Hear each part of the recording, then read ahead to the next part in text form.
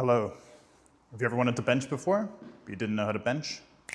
This tutorial got you covered. Sit down at the end of the bench, reach back, and get set up. I'm gonna start with my mouth underneath the bar, and from there, I'm gonna arch my back. I've got two places I can place my feet.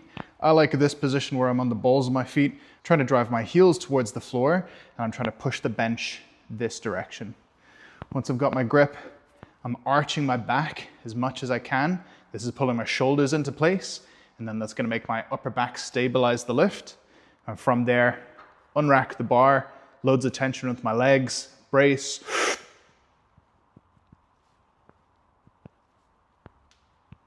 And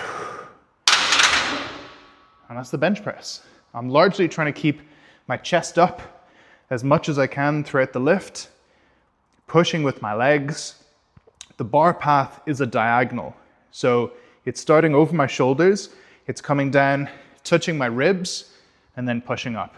It's really important that you maintain the arch and tension in your legs throughout the lift. Foot position, I can be here as well, nice and wide, feet planted. Remember, with your hips, or with your legs rather, we're trying to push this direction. It's both increasing the arch that we have here, and then I'm trying to push the bench into the wall here. When I'm bringing the bar down, I'm trying to find a position on my torso where my forearms are facing straight up towards the ceiling, because this is where I'm going to be producing most force against the bar. So if I bring the bar down and I'm here, my forearms are facing up towards the rack here. So this is going to feel crap. And likewise, if I go too low on my belly, my forearms are facing this direction and it feels crap. In terms of bar placement on your hand, we're trying to place the bar on the palm. So when you have an idea of where your hands go, and there's going to be some trial and error to get there, make sure that you're trying to put the bar in the flat of your palm versus your knuckles. If it's up here in your knuckles, when you unrack the bar, we're just going to bend the wrist. And we're going to lose power from there because some of the force that we're producing to go up here is just going to bend your wrist. And it's also just going to start hurting. So that's going to limit you. Some variations of lifts for you. Outside of your standard grip, we also have wide grip.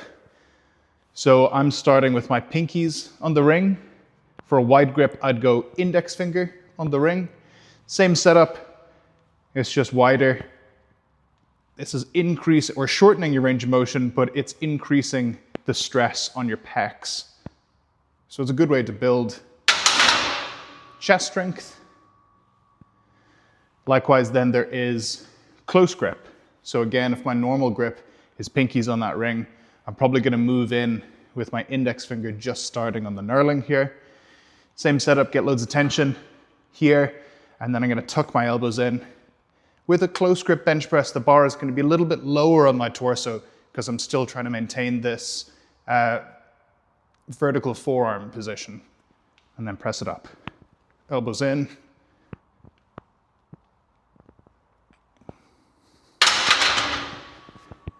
So those are the two most common variations: close grip, wide grip on top of your regular bench press. There's one more variation that I like, which is called the Larsen press. So the Larsen press is a bench press variation where we're not going to use our legs. The reason that you would do this is because you're going to take your legs out of the lift. That's going to force you to create tension with the rest of your body, and then hopefully you'll notice when you bring your legs back into the lift for a regular bench press, you'll notice the addition of being able to drive with your legs. So a Larsen press, if I take a regular grip, you can do it with any grip you want, but I'm going to go with regular. Same setup, and then at the last minute, I'm going to lift my legs up. I can either go here and maintain an arch, or I can do this. Either way, still bringing it down the whole way and pressing. So in that position, or here, like that. So again, without the legs, forcing my body to create tension everywhere, and it's a good little addition. Whenever we're bench pressing, we want to make sure that you're making contact with your torso. The whole lift starts here, and then you need to bring it all the way down, make firm contact, and then press. The reason that we arch in a bench press is because if I just have my shoulder here, my arm and my shoulder joint here, there's not that much stability going this way. So when I arch, I'm pulling my shoulders back and down, and that's setting this bone, the humerus, a little bit more securely into my shoulder joint, and then I'm tensing all of these muscles, so my traps, my rhomboids, and my lats. And your upper back essentially works as stabilizers for the pressing muscles, which is your pec, your shoulder, and your tricep. Some common things that can go wrong. Setup position. If I set up and I'm too far down the bench, when I unrack it and do some reps, I'm gonna hit the rack.